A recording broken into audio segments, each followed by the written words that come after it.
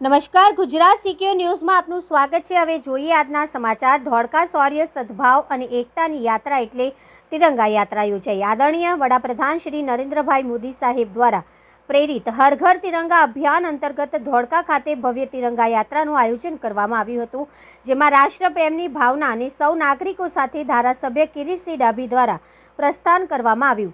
આ યાત્રા દેશ પ્રેમના એક અનોખા પ્રતીક સમાન બની રહી। તિરંગા હાથમાં લઈને વિશાળ જનસાગર ગૌરવ સાથે જોડાયા।